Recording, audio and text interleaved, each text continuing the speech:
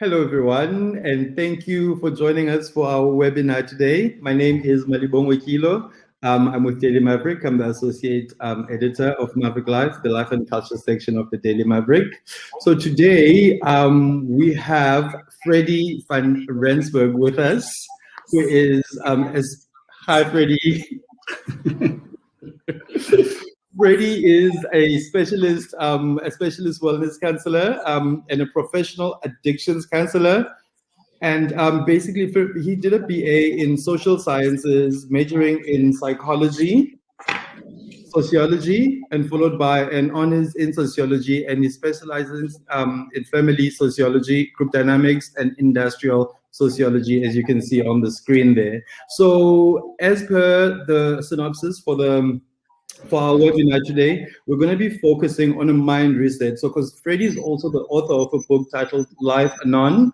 It's basically taking the 12 steps that form part of Alcoholics Anonymous and basically translating that into something that we can all use for life situations. So outside of the context of addiction, basically. So just to get started, we're going to go straight into it and chat to Freddie about his own personal story. Like when you read the book, one thing you'll notice is that it's very much linked to his own personal experiences, to his own journey of development, and it is going through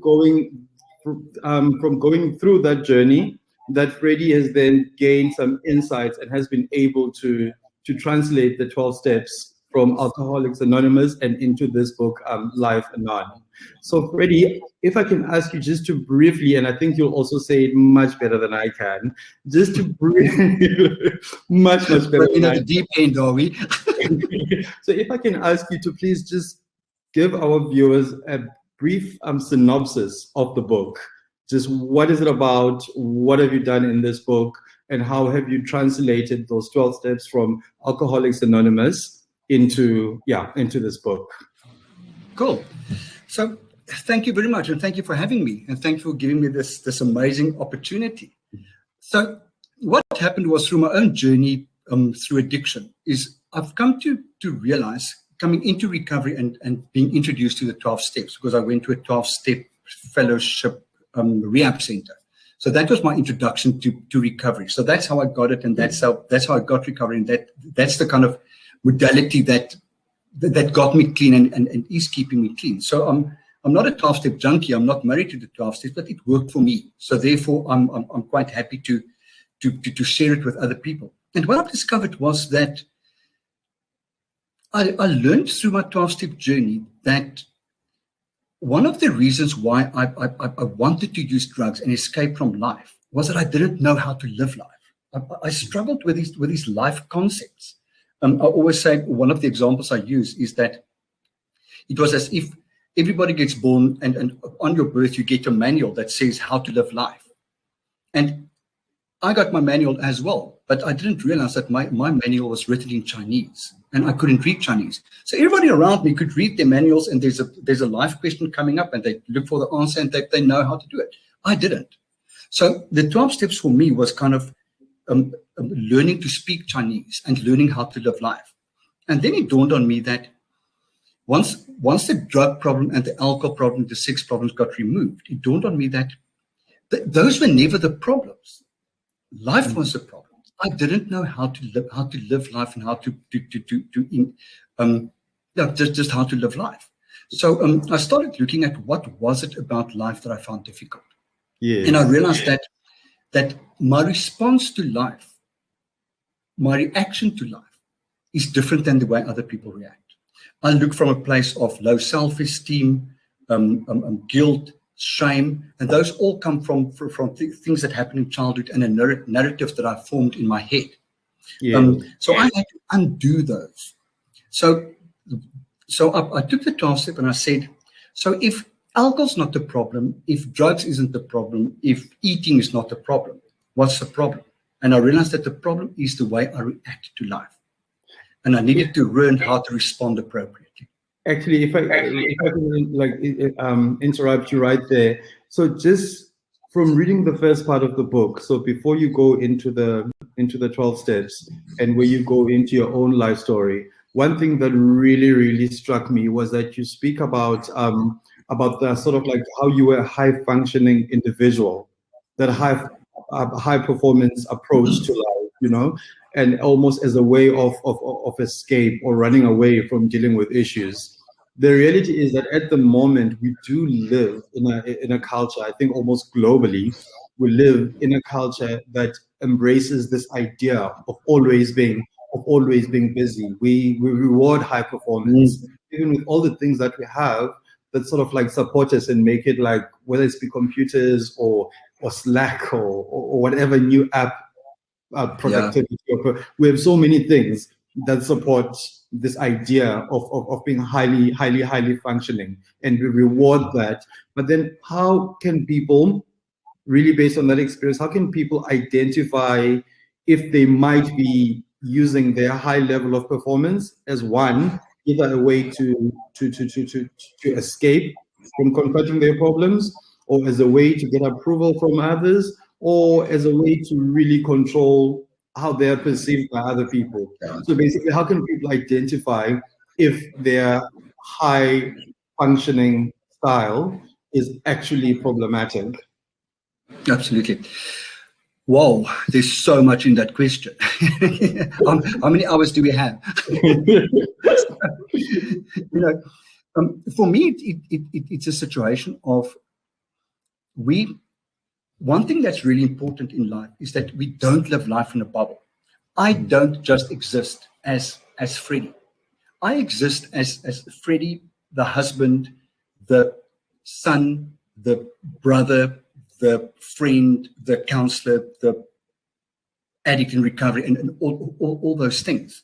So what we need to do is we need to nearly have a looking glass self type of attitude to life. If I look at other people, what's being projected back to me? Is my wife constantly complaining that I don't show up? That when I'm at home, I'm always on my phone, or I'm always working, or I'm always doing something else. So when we are so driven that we don't show up in the way that life expects us to show up, we need to start looking at ourselves. And that journey to truly realize that my life is out of balance, that I'm running away because I don't want to face life, or because I have a low self-esteem and I want to please other people and I want to outperform and those type of things. Then it really helps to get some introspection going and say, what are my values? And are my values in line with the way and am I living my life according to my values? If one of my values is family, then why don't I show up for my family? Because maybe work is actually a more important value. And then I need to address that. So, okay, so I'm actually living my life according to my values. And therefore have a conversation with your wife, with your family, and say, kind of, you know what, I'm actually doing what really pleases me. And I'm really sorry that you are upset about the way I'm doing this. But this is what's important to me. And then wait for that reflection to come back. What is coming back at you? Is it positive? Is it negative? Is it critical? And I believe that a way that the universe talks to us is through other people. Yes. People reflect to us what they see. So we need to believe what people reflect back to us. We need to be open for criticism. So if I'm getting that right, rather than just judging a specific kind of behavior, like say high functioning or high performance, as being bad or good, you're saying that you must reflect on your values, whether or not your behavior is in line with your values. Exactly. And if you are showing up for life, so I might have a value that I want to be a billionaire by the age of, well, for me it's far too late to say 35, but I want to be a billionaire by 35. But your whole family is complaining that you never show up for family functions. Your wife's complaining you're not showing up for your children's soccer games and those type of things. Then your value system is not congruent with the people around you, and then you need to reevaluate your value system. Okay, well, fantastic. And then just one more question before we go into specifically into the book and the 12 steps. You also speak of your experiences with 4 specific behaviors or feelings. You speak of your experiences with fear, about how whatever was going inside was reflected in a way through fear. You speak of self-pity in the book. You speak of people-pleasing. And then you also speak of seeking validation from other people. Yeah. I think to different degrees, these are things that a lot of us find ourselves dealing with. Be it, or really all four of those, where they're seeking validation, people pleasing, and especially that last one is validation, because we also live in a time when there's so many avenues and platforms of validation. I mean, with social media, it's also just like an ongoing cycle of seeking and receiving validation. So what I wanted to ask you about that is just like, what are the dangers of these kinds of behaviors? What, in your experience, have you found? What are the, and obviously in your specific field of study, what are the dangers of these kinds of behaviors when they go unchecked? When you have, in fear, self-pity, seeking validation, the people your validation. What are the dangers of those behaviors, and how can one tell if, because these are things that exist, I think sometimes to smaller degrees where they can be healthier, but then they can be dangerous at another person. So what are those dangers, and how can one tell if these things are looking a bit unchecked and could be dangerous? Yeah, let's take fear to start with. Is for me, fear has become the biggest thief of a life well lived. Is what I've discovered was that I was so afraid of being myself, of showing up for life who I was, and that comes from growing up gay and being extremely insecure about that in the community that I grew up in.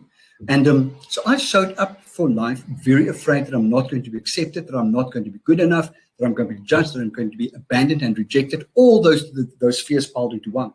So I lived my life allowing other people to define me, allowing other people to tell me how I need to be in order to be accepted. And what I've learned in my adult life is that fear robbed me completely of the life I actually wanted to live. I wanted to live as an open person, engaged with life. I even discovered in recovery that one of my biggest fears was driving a car, because I became such a control freak. I wanted to control the outcome of situations in my life so badly so that I feel safe. And that's a very, very important aspect. That is the way we form our lives. So Malibongwe, between the ages of 0 and 7 is when most of our life, the way we perceive life, our narrative about life are formed. So what happens is that we live our lives for the next X amount of years addressing that narrative that we formed. So one of the narratives that formed for me in my early life was, life is not safe. It's not safe for Freddie to show up authentically. So that fear withheld me from having any fun in life. So I became a complete perfectionist, because the only way that I could be accepted was to be perfect.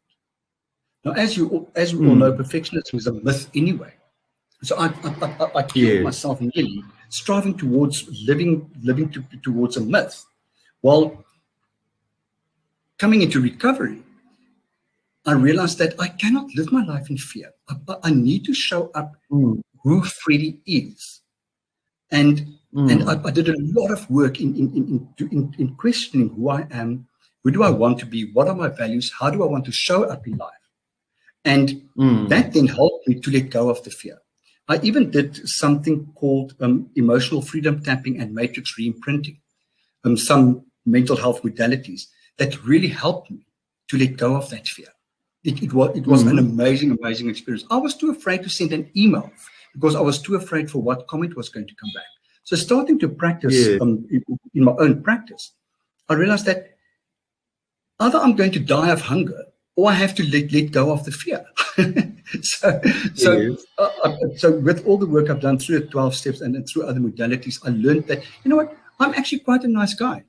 And I actually really like who I am. So I want to show up the way I am. And that really helped me to let go of the fear. The other one was people pleasing. Yes. And The validation seeking, people pleasing. And there was another one which I can't remember now. But as for people pleasing, the other one was self-pity. Self-pity. Oh my word, self-pity was my favorite. I loved dwelling my self-pity. I always said that I marinate in my misery, because while I was in self-pity, I didn't have to show up for life, because life was awful and life was against me and everybody hated me, and it doesn't help that I show up, because things are just going to go wrong. People are going to reject me. People are going to abandon me. And those are all lies. Those are all lies that I've been telling myself. So what I've learned coming into recovery is basically one of the first things was that I was told is the opposite of self-pity is gratitude. Yes. Show up in gratitude. Show up every day knowing what you have. Be grateful for what you have instead of feeling piteous for yourself for what you don't have. Show up for the challenge instead of living in fear for what might happen. What really became very prominent in my life is that question: what's the worst that can happen? Yes. And if you think about it, what is really the worst that can happen? You ask for something, somebody says no. Then you move on to the next person, ask again. There's a saying in sales that says, every no brings you closer to the yes. Yes. So every time somebody says no, just ask the next one, because that might be the yes. So self-pity has really, that's my first character defect that got removed. And I was extremely excited about that when I realized that I haven't wallowed in self-pity for a long time. I show up in gratitude, and that makes my life worth living. People pleasing is one of my all-time favorites. I loved when I realized that I was a people pleaser. And that happened in rehab, where a counselor one day in group said, I was busy sharing something, and she said to me, Freddie, just stay quiet. And she said to the group, does anybody in the group have anything to reflect to Freddie? Nothing. And she said to me, so Freddie, why is nobody giving you any feedback? Is it because you're such a nice guy? How should I know? And she said to me, come see me afterwards. And she gave me an assignment to do the price of nice, which showed to me that I lived my life because acceptance was so important for me. And I would do everything to be loved, to be accepted, to not be rejected and abandoned. That I did everything in my life. I sold my soul for you to like me, for you to accept me. I would do anything to please other people. And that's not necessarily a bad thing, but I did that at the cost of me, at the cost of Freddie living Freddie's life. And then it becomes a bad thing. I love that phrase, the price of nice. It is, I mean, even before going into it, but it is really kind of like makes me think, like, you know, like on the price of just that excessive niceness when you're doing it. Exactly. You know, and approval. One of the first questions we ask somebody when we think they're people pleasers is, do you say yes when you mean no? And how many of us do that? You know? And we say yes because of fear that people are not going to like us, that they're going to be angry at us. Because a lot of us can't deal with conflict. We grow up in homes where either there's a lot of conflict, so we don't want to deal with conflict, or we were not allowed to engage in conflict, so we never learned how to deal with conflict. Yes. So to deal with somebody being aggressive or having a contrary view to us scares the living daylights out of us. So we just say yes at our own cost. And that's the operative word, at your own cost. If you do something at your own cost, you are possibly pleasing other people and not yourself. And then the last one was affirmation seeking. Yes. And that also hangs very, very closely to everything is so interwoven with self-esteem. Is, do I like myself? Do I like what I present to life? And again, our sense of esteem is invariably formed between the ages of 0 and 7. Yeah. So if we can go and fetch what was it that formed the incorrect narrative, we can help ourselves as adults to form a new narrative. The lovely thing about life is all behavior that was learned can be unlearned as well. Yes. So if we were taught to live in low self-esteem, we can teach ourselves to get a better self-esteem, which means that if I like myself enough, I actually don't really care if Malibongwe likes me, and if I walk out of this webinar with some form of top score or whatever might be the measure of success in a webinar. Yes. The important thing for me is that today, if I give a message of hope to one person that you can have a better life, then I have fulfilled my purpose here today, and therefore I can walk out of here in esteem. And I don't care how many likes I got, or how many people buy the book, or how many people are on the webinar, because I'm doing it to influence the one person who needs to hear me today. Fantastic. Actually, if I can grab you right there, because I actually want to go now into, because a lot of what you're mentioning now actually is a lot of points that you deal with specifically using the 12 steps in the book. And I really kind of want to start going into that and introducing people to the 12 steps. But just before we start, to just let everyone know who's viewing, please feel free to pop us questions in the chat box.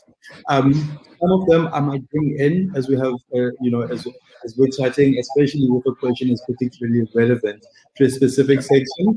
And if I don't bring a question in at the time, don't worry. So towards the end, we'll have another look at the questions, and let's see if there's anything that we haven't touched on that might be coming up in the questions, and then I will make sure to address those questions with Freddie. Freddie, about the book. So you kind of explained a little bit about why why the 12 steps were relevant for you as a life. But so now, firstly, just outside the context of addiction for other people, because you went through the 12 steps within the context of addiction, and then you found a way in which they were relevant outside of outside of that period, specifically when you were focused on your addiction. Why do you think they're valid technique for people who are not confronting addiction, or perhaps have never even confronted addiction? Why are the 12 steps relevant for them? As I said, Malibongwe, for me, it became an issue once the drugs and alcohol have been removed from my life. I realized that I still struggle with life, and that the drugs and alcohols were mere ways that I used to cope. Yes. So if I could learn to cope with life, then I won't need the drugs and alcohol. Yes. So we're talking about life issues. We're talking about the questions of life. Yes. So if I could start handling life, then my life can get infinitely better. And that is exactly what happened for me. Is as I got clean and sober, and I learned to live clean and sober. And I'm using the word learn because that's something I had to learn. I had to learn how to live life without the crutches of drugs, alcohol, sex, codependence, and all those type of things. Yeah. So that meant I had to learn to answer the questions of life. And I learned how to answer the questions of life by not reacting spontaneously. Yeah. Because when I react spontaneously, I react with a learned behavior in that first 7 years that I learned. Yeah. And that's invariably the insecure inner child, the fear-driven Freddie, the approval-seeking Freddie that's going to react. And when I react in that fashion, I'm possibly going to act in a way that is going to hurt somebody. And that somebody is invariably going to be myself. So if I can learn a technique where I can learn to undo the narratives of the first 7 years of my life and learn what is actually true, then I can actually take 3 seconds. I talk about the 3-second rule in my book. Take 3 seconds, and that's also what I refer to as God, good order direction. Shove those 3 seconds in between the reaction and the response. Mm. And instead of me, what's an example I can use? Instead of me screaming at, I just heard two car hooters outside. So let's use that as an example. So without acting with anger and frustration in traffic, I can look at the situation and say, what really is a difference for me that somebody pushed in front of me? Is it really going to make me late? Has it really inconvenienced me in such a way? Is it really worth me pushing up my blood pressure and my anxiety levels? Or can I just sit back and accept that somebody pushed in front of me? And those 3 seconds is that the difference between Freddie going completely hissy fit or Freddie being, this person is possibly more of a hurry than I am. Let him in. Such a difference in energy. So it's basic questions like that. It's that the difference between your mom saying to you, you haven't called me in 2 weeks, and completely stripping yourself. Because when I hear that I'm a bad son, I don't show up for life, I'm not fulfilling her needs, all those type of things. Well, and that means that I'm going to act to that statement with self-pity, feeling bad about myself, being angry at my mother. And the better way to do all that is at 3 seconds and think, shame, she must have been lonely in those 2 weeks. I actually could have called. That could bring that compassion in that 3 seconds. And that is what Life and Non is about, is that quick question of what is life throwing at you and what's the appropriate way to respond.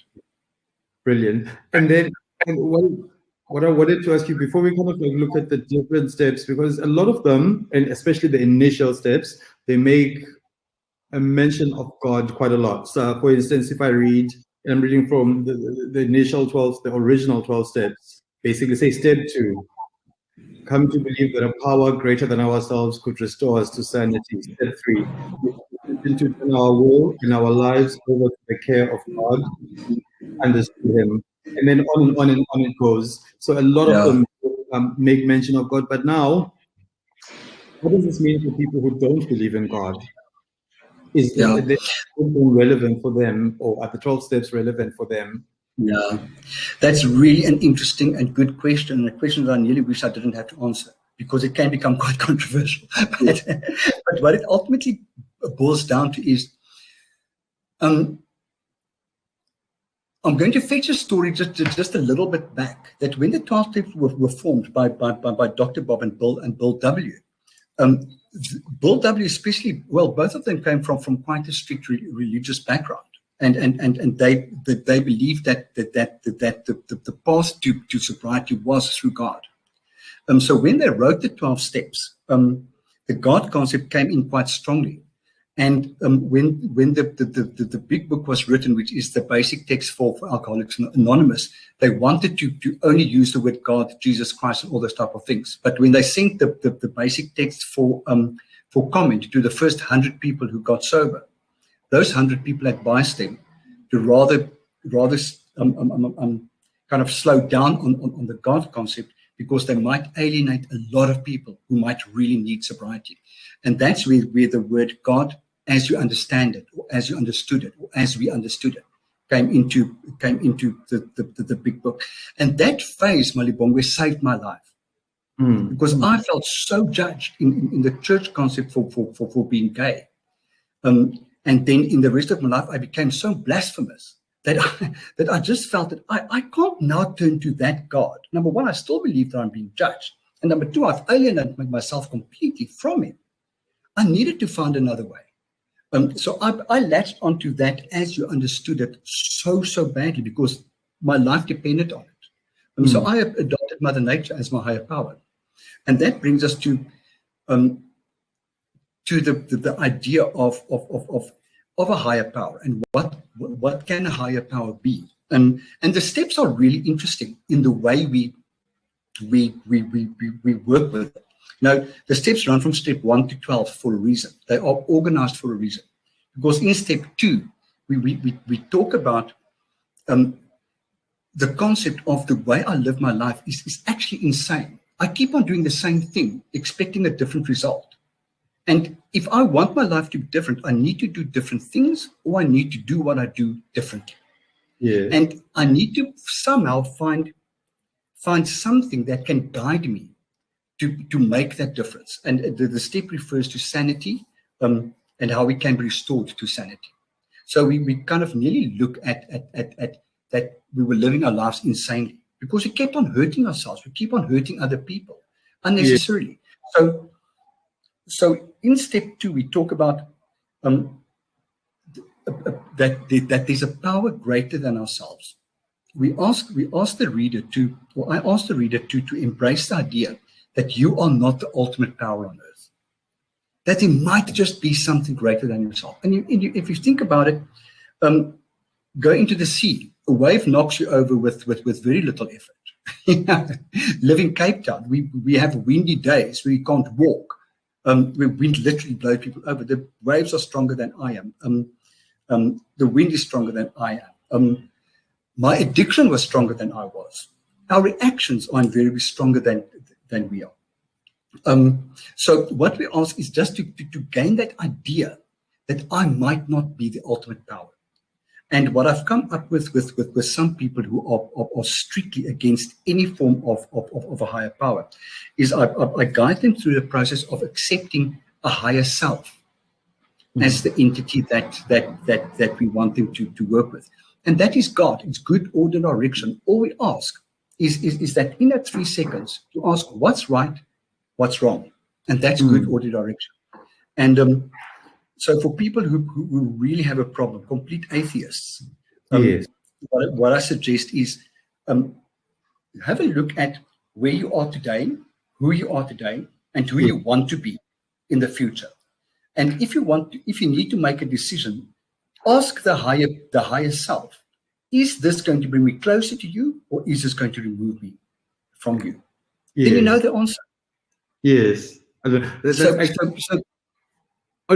saying because it reminds me of the conversation around mindfulness meditation, where it is often about getting in touch with, in some practices, it really is about getting in touch with the inner teacher of sorts, but more like in a Kundalini yoga setting, for instance, where people speak of getting in touch with the teacher inside who knows best. Absolutely. We all have that inside us. One of the weirdest things that I got confronted with coming into recovery is that they tell you, trust your gut. I couldn't trust my gut. I had no idea what was going on inside me. But as I cleared my cupboards, and with that I mean the cupboards of my soul, and that is what the 12 steps do, is they help us to clear our cupboards. We take all the stuff in step 4, we make a searching and fearless model image of ourselves. We take everything we've done in our lives in terms of fear, anger, resentment, all those type of things, and we inventory them, and we see where we go wrong. So once we know what the cause is of why we react in a certain way, we can now learn how to respond more appropriately. Yes. So in other words, it is all about what I've learned as well is that my higher power is inside me. And that kind of took a bit of a mind games to say, okay, so Mother Nature is my higher power, but how can Mother Nature be inside me? Yeah. But what is more natural than the birth process? What is more? So I am nature. Now I am made from the same material that stars are made of. So I'm nature. So Mother Nature is inside me. And leading on, following up from that, and we've actually got some great questions. Thank you very much, everyone, for your questions. I'm going to go through some of these questions now because it's very specific points that some of which we haven't touched on yet. But firstly, I want to chat about that step 1, which I find quite fascinating and especially relevant to the times we live in, because step 1, your translation of step 1 from the original 12 steps is we admit that we are powerless over life and how our reactions to it are contributing to the unmanageability of our life. And this is taken from the initial step, which was we admit that we are powerless over alcohol and that our lives have become unmanageable.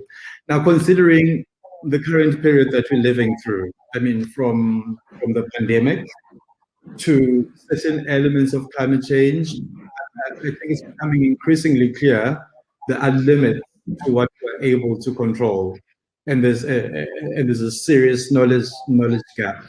And so I'm intrigued about this idea of accepting how little control we have, and how that idea might help us to be better able to deal with the present, especially this very present that we're living through. filled with anxiety, uncertainty, loss, grief, and all of these things.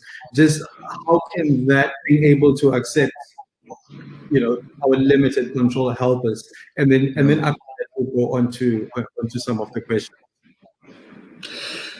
It sucks, eh? It's really, really, really not nice to accept that I don't have control over this. I, Freddie, don't have any control over the virus. The virus exists, and we need to, well, there will be people who disagree from me there, but let's not go there. So the virus exists. I have to accept that as the entity who I am, I have absolutely no control over that virus. Had I been a medical practitioner or something, I could have gotten more involved, but I can't because I don't have that knowledge and experience. So I have to accept, firstly, that I can't do anything about its existence. The next thing is that in order to control the virus, certain rules, regulations, laws are being put in place. Do I have any power over those rules, laws, regulations? No. So therefore, in both those aspects, I have a choice. I can either fight in whatever format I can, which will virtually be fighting against thunder and taking a lot of energy and bringing up a lot of emotions and making us very angry and make us feel very helpless. Or we can say, I can't change this. I have no control over these things. Then we accept it. Acceptance is an incredibly big word that is so difficult in our lives because we want to believe that we have power and we have control. But if you think about it, Malibongwe, how many things in life do you really have control over? It's actually very, very little. We can't even plan a picnic because you can't have control over the weather. So we plan a picnic with a hope that the weather's going to be okay. Yeah. So I used the example in my book about planning an overseas trip. If you think about all those things that can go wrong in the process until you arrive at your destination, it's insane that we actually get to our destination. But we engage with the kind of we control what we can, and we let the rest go. I call it we take the action that we can and we turn the end result over. Because one incredible thing in our lives is that we think that we can control the end result, but we can't. What we can control is how we respond to what's happening. Yes. So in terms of life today, how can we respond to what's happening with the virus? We can follow advice from people who should know better and who probably do know better than us. So the medical practitioners, if they say wear a mask, wash your hands for at least 20 seconds, sanitize as often as you can when you've touched things, what I can do is I can do those things. Yes. But I can't control whether I'm actually going to get the virus or not, and what's going to happen to me when I get the virus.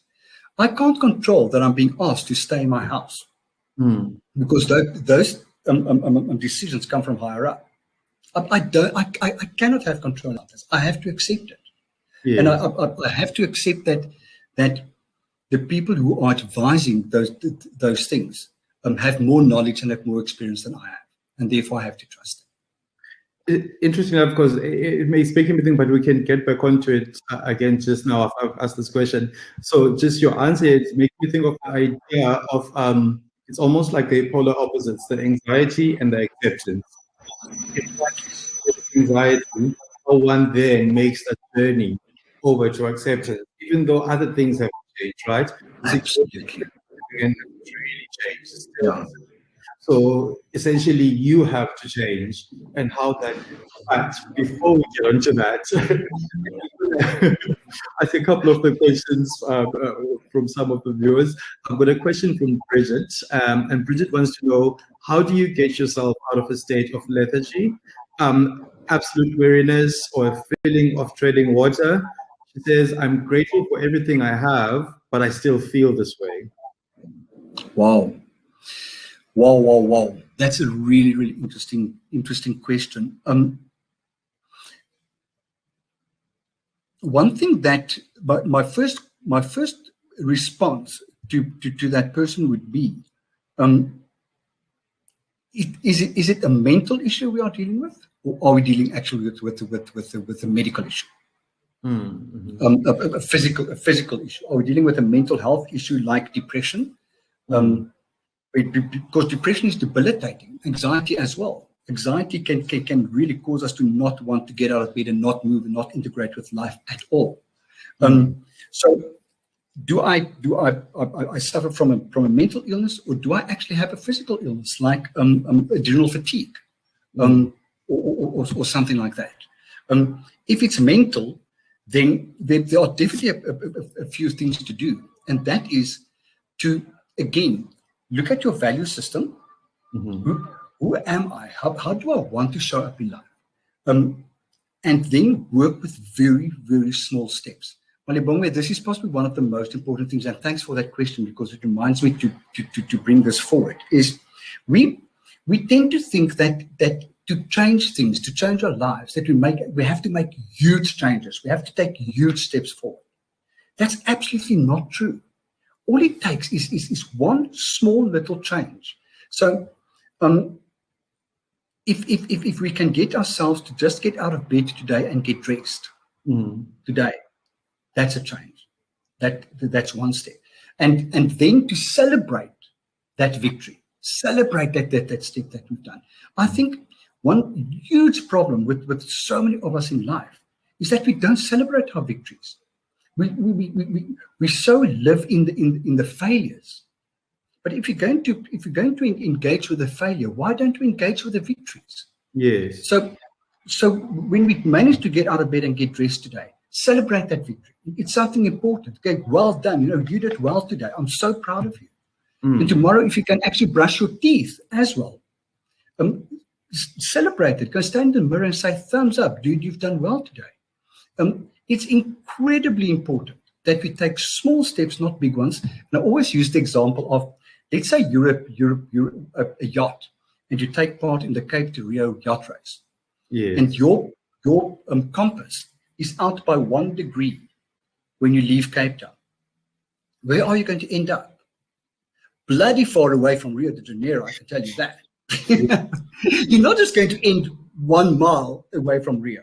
Yes. So that one degree difference at the beginning makes a huge difference over a period of time. And that's where we need to look at change in our lives as well. It's small changes. Do small things, celebrate that small thing, and embrace that change. Embrace that feel good. Yeah. That's really, really important. So for the person about the lethargy, is I would definitely recommend some form of medical evaluation, physical as well as psychological.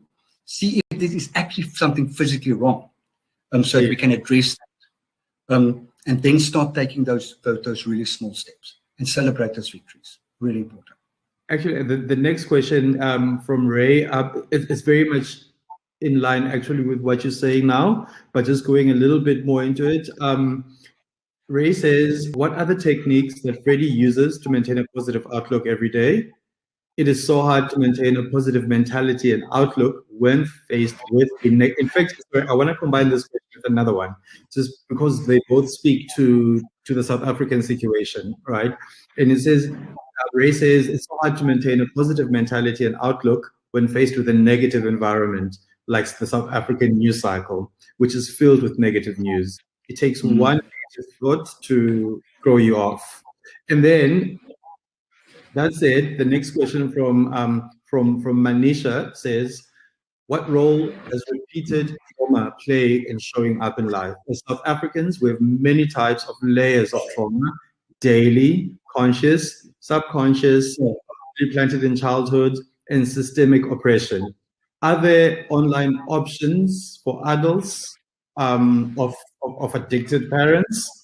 So in those two parts, both of those are, what I like about those two, and the reason I combine them is because they both speak very much to the South African context. Ray, on the other side, dealing with the influx of the news and the negative and all the bad things that are constantly happening. And then Manisha, on the other side, understanding those layers of trauma and then looking for practical options for adults or addicted parents.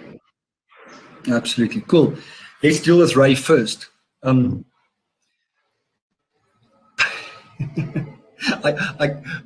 can't remember the movie's name where it goes, always look on the bright side of life. So Ray, that's how I wish I could start every morning, but it's unfortunately not. So I think that's what's really, really important is gratitude. That's possibly one of the most important words for good mental health, is to start your day with, what do I have today that I have to be grateful for? And a good friend of mine that I saw on here as well, she has the thing where she wakes up in the morning and she starts with, I'm lying on a bed.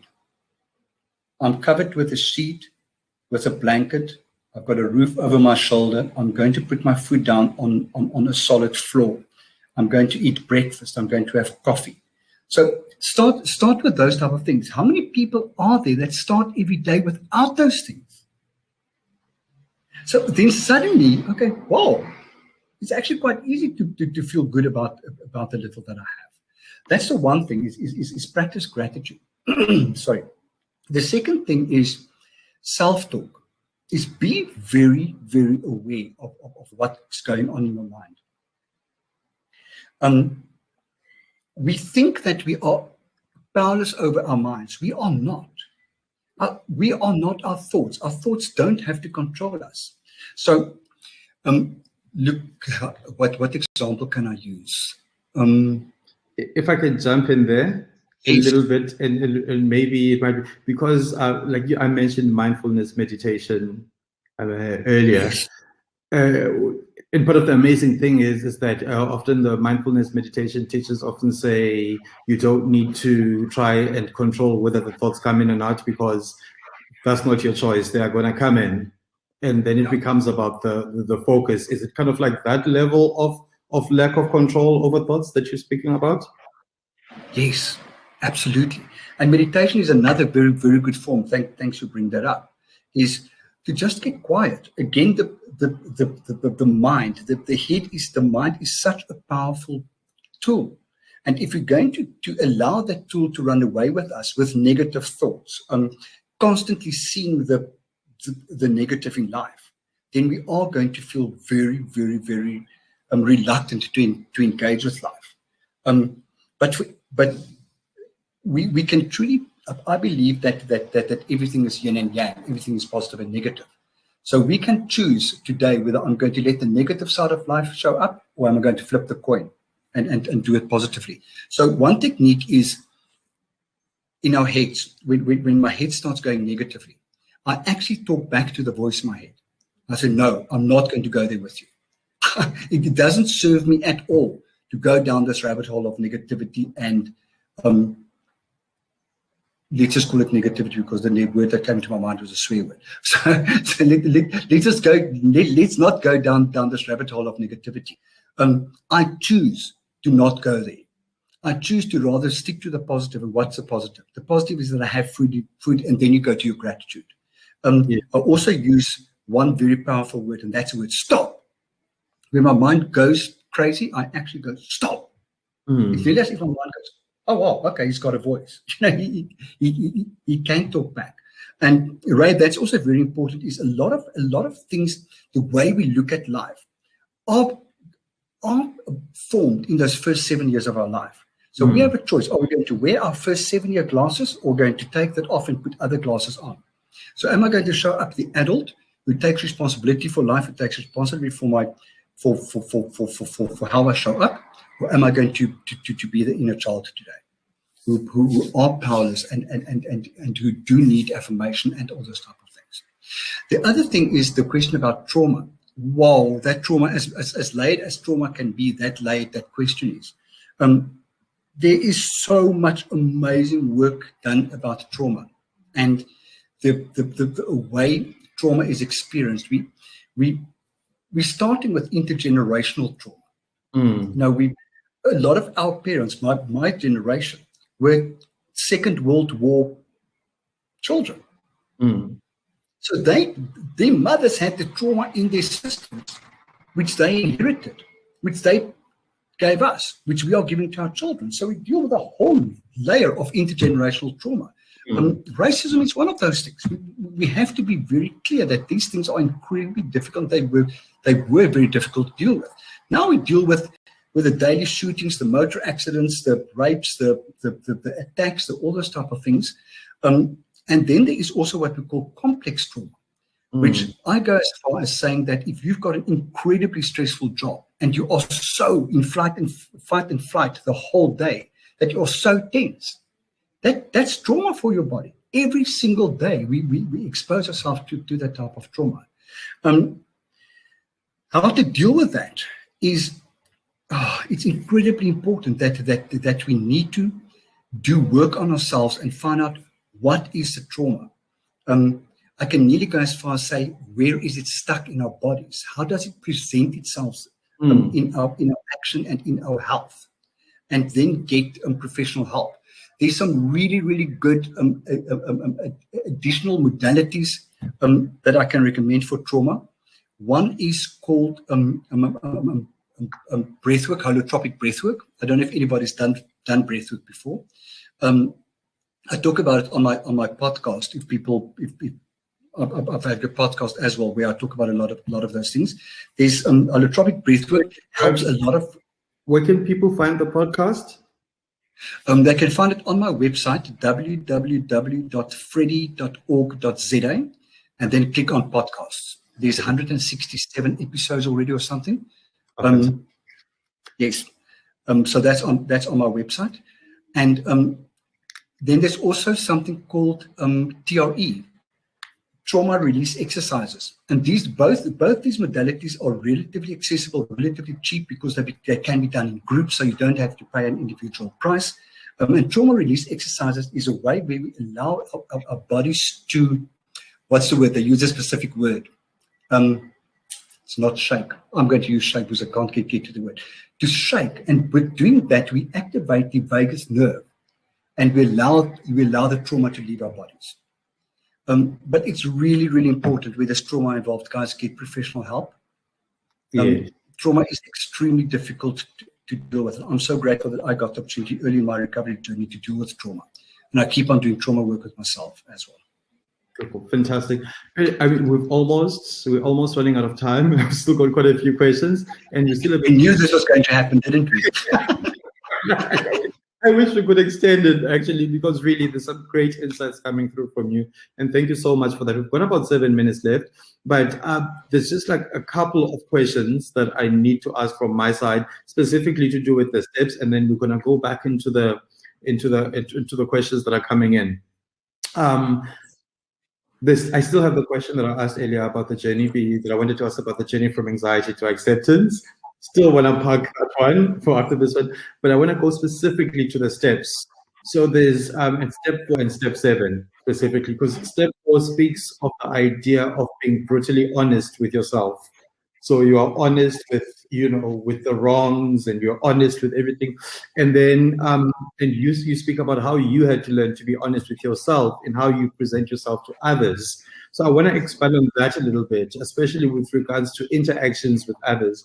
What does it mean to us? Because you were saying earlier as well, like, when you're talking about the people pleasing, when people say yes to no, or the price of nice, but like, what does it mean to show up as your most honest self, for one, and what is that like? And what are the dangers of not being honest in the way we present ourselves to the world? And then also in step 7, where you speak about humility, and you're saying the humility is connected to the idea that a higher power or inner teacher can remove your shortcomings. Well, that might be easier for people who come from a religious practice or a mindfulness meditation practice. But how does one apply the idea of humility as a gateway to growth, or as a way out of certain states? So basically, I'm combining them because it's the 2 H's: honesty and humility. But if you want to throw the kitchen sink in with it while you're busy, just bring it all. Let's deal with it all right. And humility. What role do they play play? Personal honesty and sort of like a personal humility and honesty with others and humility with others. And what role do this play in getting us to, where we wish to be? Absolutely. Honesty, the first thing is, if we want to show up honestly in life, the first thing is that we need to know who we are. I need to know who Freddie is. What does Freddie stand for? What's his likes, his dislikes, his value system, his sense of morality, all those type of things. So that takes a bit of groundwork, and that also comes out in the work we do in the 12 steps. And once I know who I am, then it becomes quite easy to when confronted with a situation in life, to show up honestly, because I know that this is contrary to my value system. This isn't in line with my morals. That then we can start trusting the gut feel, and then we can say, then we can start saying no, because we know that this is actually contrary to who I am or what I believe. And honesty for me has become a far bigger concept, and for me, honesty has become living in integrity, and that is living in line with my values and my morals. That has become the concept of honesty for me, because for very long, honesty for me was telling the truth, which I didn't know how to do. So once we can show up in honesty, we live in congruity with ourselves.